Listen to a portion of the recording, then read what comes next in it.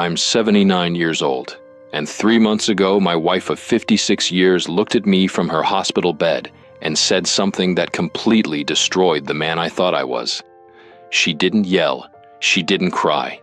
She just looked at me with those tired eyes and said, "You never even saw me, did you?"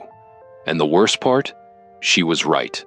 I spent 5 decades living in the same house as this woman, raising 3 kids together, building what everyone called a successful life. And I never actually saw her. Not really. If you're a man watching this right now, especially if you think you're doing everything right because you provide, because you work hard, because you're handling business, I need you to stop whatever you're doing and listen to me. Because I was you. And I wasted 56 years learning what you need to know today. Let me paint you a picture of my life. Married Margaret when I was 23. She was 21. Beautiful, smart, had dreams of becoming a teacher. But we got pregnant 6 months after the wedding, and well, that was that. I did what men were supposed to do. I worked. I worked my ass off, actually. Started as a junior accountant, worked my way up to regional manager. 60-hour weeks, sometimes 70. I told myself I was building something, building security, building a future for my family, and I was proud, genuinely proud. I'd come home at 7:30, 8 o'clock at night. Dinner would be on the table. The house would be clean. The kids would be bathed, homework done, lunches packed for tomorrow. And I'd think, damn, I'm lucky. I've got a wife who really holds it down. That's what I thought. She holds it down. Like it was her hobby. Like it just happened. I never asked how. I never asked what her day looked like. I never asked if she was tired or overwhelmed or if she ever felt like she was disappearing. I just ate the dinner, kissed the kids goodnight if I wasn't too tired, and fell asleep feeling like a man who was doing his part. The years blurred together like this. Kids grew up. We went to their games, their graduations. Well, Margaret went to all of them. I made it to the big ones, the championships, the ceremonies, the moments that looked good in photo albums. I thought I was there, but I was just present, physically, while Margaret carried the weight of everything else. The teacher meetings I never attended. The science projects she stayed up until midnight helping with. The friend drama, the first heartbreaks, the college applications. She navigated all of it. I was busy providing. And everyone told me I was doing great. My colleagues respected me. My parents were proud. Even Margaret's parents would say, "You got a good one. He works hard." So I thought I was winning. I thought we were partners. 3 months ago, Margaret collapsed in the kitchen. Just dropped. No warning. By the time the ambulance got there, I was in full panic mode. I rode with her to the hospital, holding her hand, telling her she'd be okay, that everything would be fine. They admitted her, ran tests. The doctor came in 12 hours later with that look on his face. The one that means your life is about to split in half. Stage 4 pancreatic cancer. Spread to her liver. Too late for surgery. Maybe 6 months. Probably less. I remember standing there in that fluorescent-lit hallway, and the floor felt like it was tilting. Like the whole world had just spinning. The doctor kept talking. Treatment options, palliative care, pain management, but I couldn't hear him. All I could think was, this can't be happening. Not to us, not to Margaret. The first 2 weeks were a blur. I took time off work. First time in 30 years I'd taken more than a week off. I set up a schedule for the kids to visit. I handled the insurance paperwork. I researched oncologists. I was handling it. Because that's what I do. I handle things.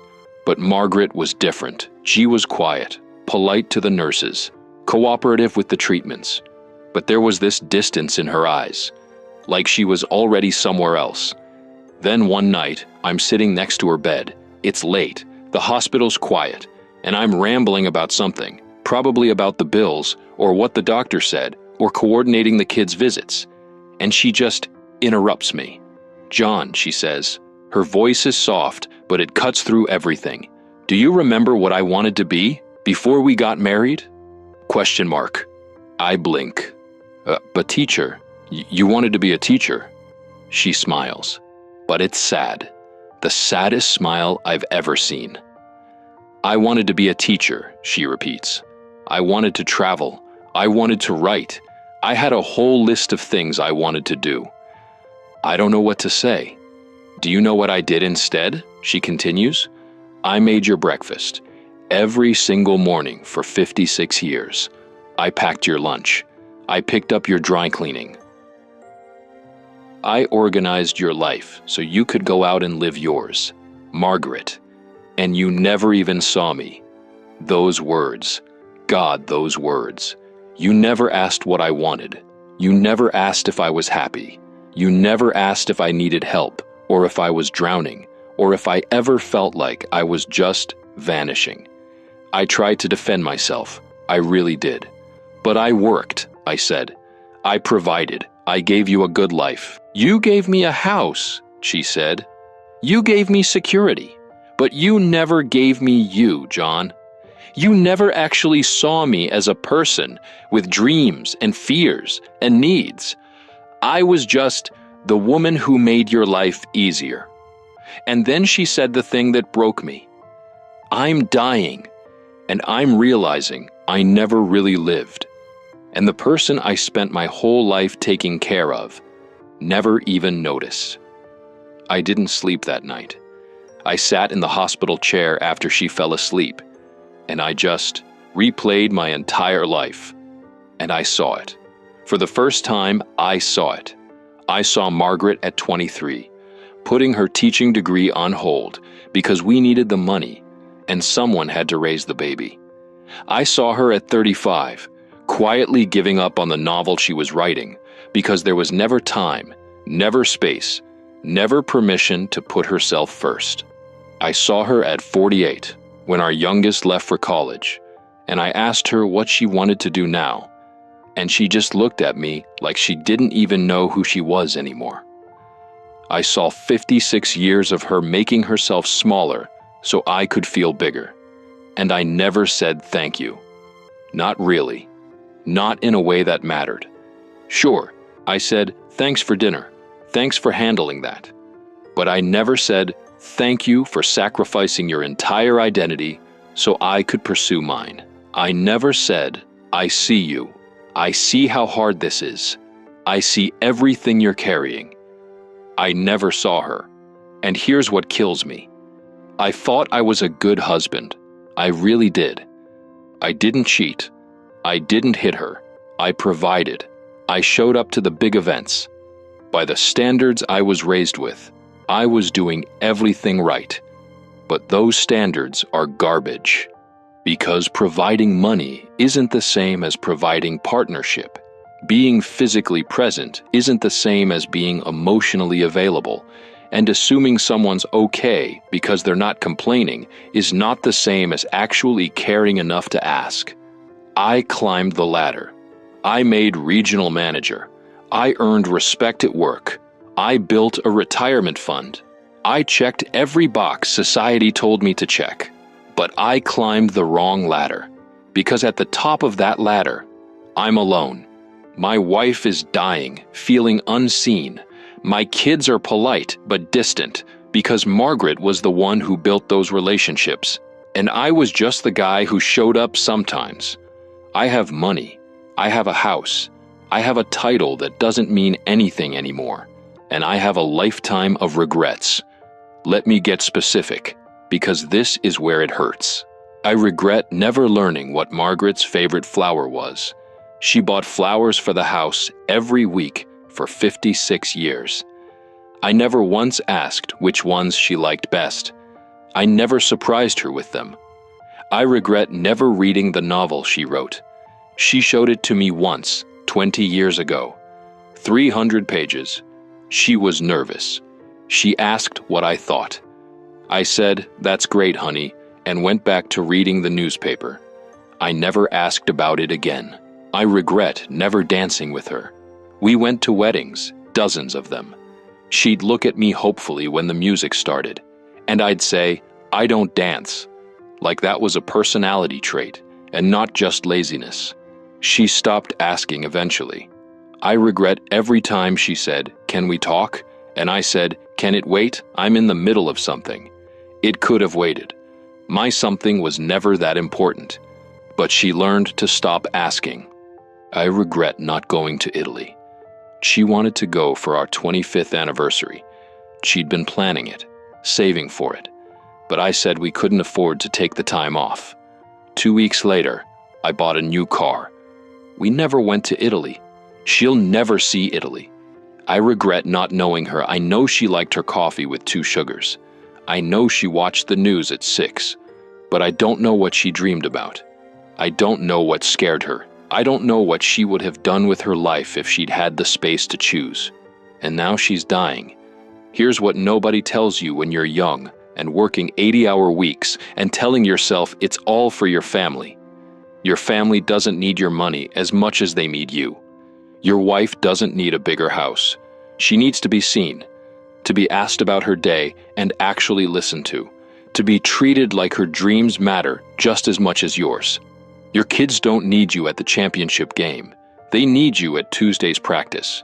They need you helping with homework, not because you're testing them, but because you actually care about what they're learning. They need presence, not presents. And you can't buy back time. You can't buy back attention. You can't buy back 56 years of not seeing the person who gave up everything for you. So let me tell you what I'm doing now. In the time I have left with her, I'm asking questions. Every day, I sit next to her bed and I ask her about her life, her real life. Not "How are you feeling?" The nurses ask that. I ask her about the dreams she had at 20, the moments she felt most alive, the things she always wanted to do but never did, and I listen. For the first time in 56 years, I'm actually listening. I'm writing it down. Every story, every regret, every dream, because our kids deserve to know who their mother really was. Not just Mom who made dinner, but Margaret, the woman with her own desires and fears and beautiful, complicated inner life. I'm saying thank you. Specifically, thank you for giving up your career for me. Thank you for raising our kids while I focused on mine. Thank you for making me feel like I was succeeding while you were drowning. And I'm apologizing for 56 years of not seeing her, for treating her like support staff in my life story instead of the co-author she deserved to be. It's too late for us. I know that. But maybe it's not too late for you. So here's what I need you to do. If you're married, if you have a partner, put your phone down right now and go ask them how they're really doing. Not the surface stuff. Really ask. And then shut up and listen. Don't fix. Don't minimize. Don't check your watch. Just listen. Ask them what they wanted to be before they met you. Ask them what dreams they've put on hold. Ask them if they feel seen. And if they cry, or if they're angry, or if they tell you things that are hard to hear, don't get defensive. Just hear them, because that's what love actually is. Not the Instagram version, the real version, the seeing someone completely version. Stop telling yourself you'll appreciate them later. Later doesn't exist. Margaret and I were going to travel when I retired. We were going to have more time once the kids were grown. We were going to do all these things eventually. Eventually is here, and she's dying, and I never did any of it. Look at your wife, your husband, your partner. Really look at them. Are you seeing them, or are you just seeing what they do for you? Are you grateful, or are you just comfortable? Are you partners, or are you just cohabitating while they carry the emotional weight of your entire life? Don't wait for a hospital bed to have this conversation. Don't wait until it's too late to say thank you. Don't climb the ladder for 56 years only to realize you climbed past the only thing that actually mattered. Margaret has maybe 3 months left, maybe less. We're not going to Italy. We're not getting those 56 years back. But I'm here now, really here, finally seeing her, finally listening, and every single day I think about all of you, the younger guys grinding away, telling yourselves you're doing it for your family, believing that providing is the same as loving. It's not. Loving is seeing. Loving is asking. Loving is treating your partner like they're the main character of their own story, not a supporting actor in yours. I'm 79 years old. I was successful by every traditional measure, and I failed at the only thing that mattered. Don't be me. Don't waste 56 years not seeing the person right in front of you. Because one day you'll be sitting in a hospital room and they'll be dying, and you'll finally understand what you missed, and it'll be too late. So I'm asking you, would you be satisfied if your wife, your partner, your person looked at you right now and told you how they really feel? Would you be satisfied with what they'd say? If the answer is no, you have work to do, and you need to start today. Not tomorrow, not next week, not when things calm down at work. Today, because Margaret never got her Italy. She never got to be a teacher. She never got to be seen. Don't let that be your story too. If this hit you, if this made you think about someone in your life you've been taking for granted, don't just keep scrolling. Leave a comment. Tell me who you need to see today, and then go see them. Share this with someone who needs to hear it. Maybe it saves their marriage. Maybe it saves their life. Hit subscribe if you want more conversations like this. Real talk from people who've lived long enough to know what actually matters. Thanks for listening. Now go do something about it.